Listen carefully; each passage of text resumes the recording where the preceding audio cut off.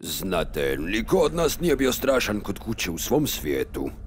Ja sam doktor, pedijatra po specijalizaciji. A sad sam zarobljen u nekoj drugorazrednoj kući strave dok se na mene dere lakrdijaš koji se zove Boško i uspoređuje me sa psihopatskim klaunom koji se zove Smješko. A ja volim djecu, ne želim ih plašiti.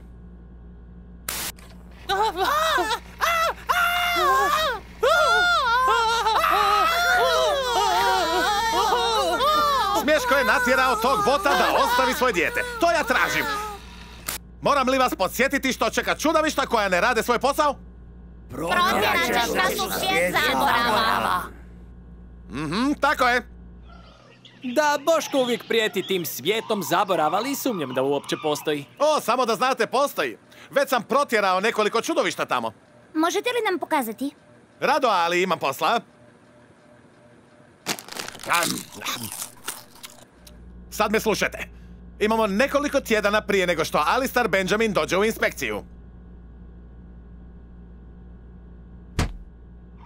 Svake godine svaka kuća strave dobije ocjenu užasa. I uvijek dobijemo lošiju ocjenu od doktora Terora, a to je glupost jer sam ja najstrašniji frajer ovdje, jel da? Jel da?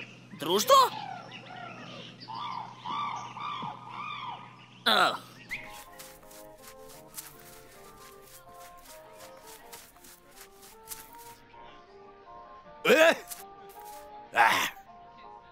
Tako je. Koliko ima kuća strave u okrugu? 2. Znam da nije neka konkurencija, ali bilo bi lijepo dobiti veću ocjenu od doktora Terora. A sad kad imamo Smješka, mislim da možemo u tome uspjeti. Lijepo imati čudovište kojem je stalo do ovog posla. Moj si! Smješko! On obožava plašiti druge. A druga čudovišta? Što mislite o njima? Pa, nisu baš neka motivirana ekipa. Vjerojatno jer sam od čarobnjaka nabavio čaroliju vezanja koja ih drži u ovoj kući. Da, ta čarolija vezanja je baš nezgodna.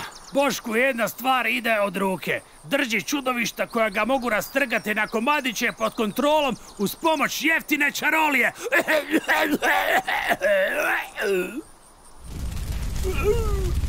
Boško je nabavio tu čaroliju kad nas je oteo iz naših domova. Ako ikad nađem čarobnjaka koji mu je pomogao, postaće hrana za crve. Da, čarolija je odlična stvar. Samo se moram pobrinuti da kuća i dalje radi i čudovišta neće nigdje. Ne moram ih niti plaćati. Nema doprinosa. Koliko ste dugo inspektor Jeze? Radim ovaj posao već 12 godina. Što očekujete od jezovite kuće strave? Ne plašim se lako ovih dana. Zapravo uistinu me strah samo zečeva.